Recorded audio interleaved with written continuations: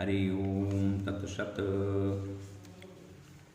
अयोध्या स्थित काल कुलालय में आपका हार्दिक स्वागत है। भैरव की उपासना की शरण में क्रम में आज हम आप सबको क्रोध भैरव की ओर अभिमुख कर रहे हैं, उन्मुख कर रहे हैं और उनके बारे में कुछ जानकारियां प्रस्तुत कर रहे हैं। क्रोध भैरव का कथन है कि हे सुंदर भद्रकाल भैरव चंडिके, तुम मेरे समस्त जापकों, साधकों, आराधकों को अभिलषित भोग्य वस्तुएं प्रदान करो। यक्षिणियाँ, अप्सराएं, देवकन्याएं तथा नाग कन्याएं कहने लगीं, हम आपके उपासकों की सेवा करेंगी तथा उनको इच्छित धन भी प्रदान करेंगी। जो साधक क्रोध भैरव के मंत्र की आराधना करते हैं, हम सभी दासी बनकर उनके समस्त कार्यों को करेंगे। क्रोध भैरव दुष्ट ग्रह के नाशक हैं। प्रेतात्मा तथा वेतालादि क्लेश को पल में विनष्ट कर देते हैं। संसार सागर के तारक कहे गए हैं प्रमथाधिप क्रोधराज। इनके मंत्रों से, इनकी उपासना से असाध्य भी साध्य सिद्ध हो जाता है। सबसे पहले क्रोध मुद्रा के द्वारा हृदय में इनका आवाहन साधक करता है। तदनंतर षडन्यास करने के पश्चात दिग्बंधन करके इस प्रकार से मुद्रा बनाई जाती है।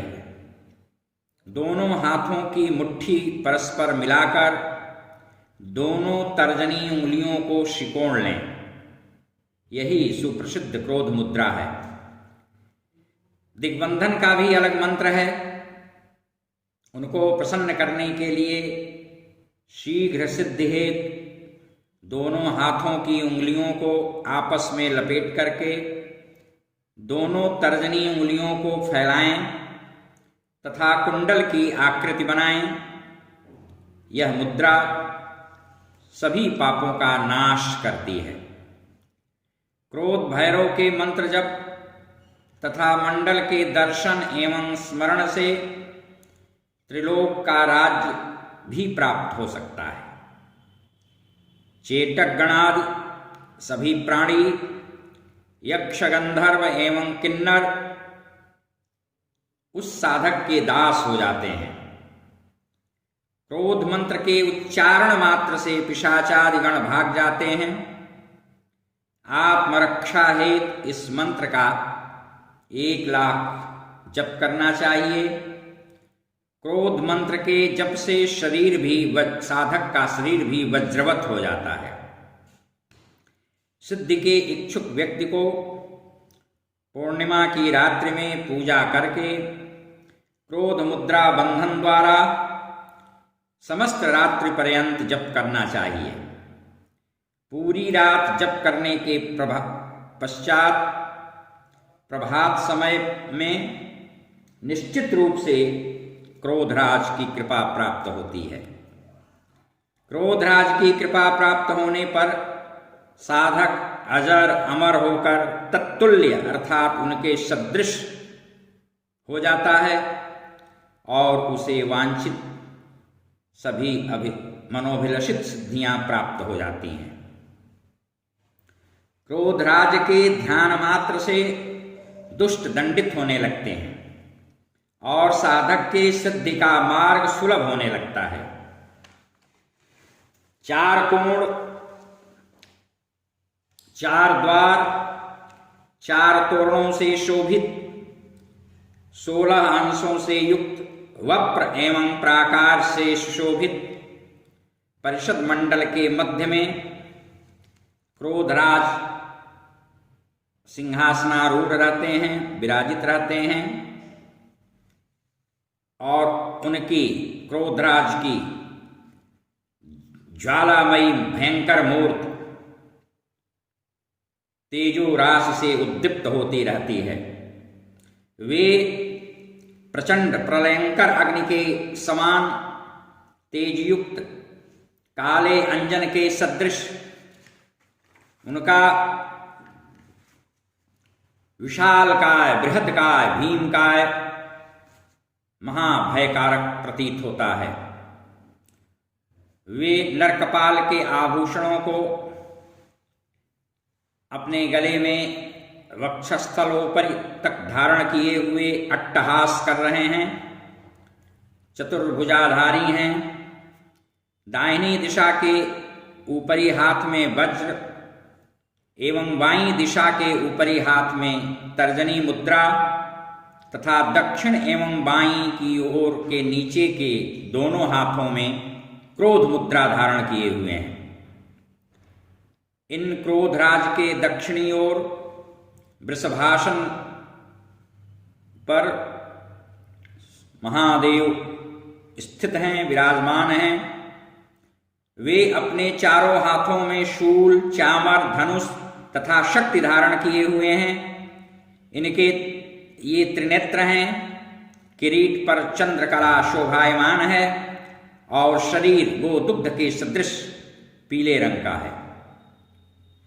क्रोधराज की बाईं ओर गरुड़ासनासीन चतुर्भुजाधारी शंख चक्र पद्मधारी भगवान विष्णु आसीन हैं, विद्यमान हैं, और इनके चारों हाथों में शंख चक्र गदा एवं चामर शोभायमान है। क्रोधराज के पीठ की ओर इंद्र समस्त आभूषणों से आभूषित होकर के और ऐरावत हाथी के पीठ पर आरूढ़ हैं। इनके 3 नेत्र एवं हाथ में चामर है। यह पीले वस्त्र पहने हुए हैं।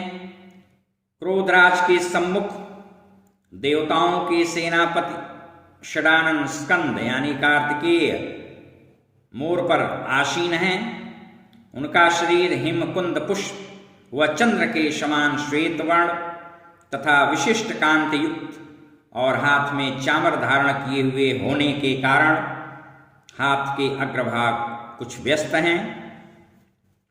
क्रोधराज के चारों ओर महादेव, विष्णु, इंद्र तथा कार्तिकेय ये चारों देवता क्रोधराज को हाथ में चामर लेकर डुला रहे हैं। क्रोधराज के अग्निकोण से ईशान कोण तक प्रत्येक कोण पर 2-2 शक्ति स्थित है। अग्निकोण में सिंहध्वजा एवं महाभूतिनी शक्ति, नैऋत्य कोण में सुरहारणी तथा दैत्यनाशिनी शक्ति, वायव्य कोणे रत्नेश्वरी एवं भूषणी, ईशान कोण में जगतपालिनी एवं पद्मावती शक्तियां विराजमान हैं। प्रत्येक शक्ति में से प्रथम शक्ति श्वेत वर्णा तथा दूसरी शक्ति गौरवर्णा है और यह नील वस्त्र धारणी है।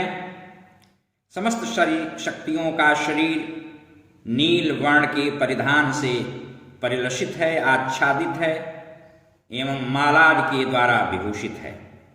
यह समस्त शक्तियां हुंकार मात्र से शत्रु समूह का नाश करती हैं। इस प्रकार क्रोध राज की उपासना से यक्षिणियां, नागकन्याएं, अप्सराएं, सुंदरियां इत्यादि सहज, शीघ्र और अनिवार्य रूप से सिद्ध हो जाती हैं। इनकी साधना करने वाले को कुछ न कुछ क्रोध भैरव की उपासना भी करनी चाहिए। जो लोग इन शक्तियों को सिद्ध करके वशीभूत, वशीकृत करना चाहते हैं, उनके लिए क्रोध भैरव की उपासना बहुत ही महत्वपूर्ण होती है। हरि ओम तत्सत, हरि ओम तत्सत, हरि ओम।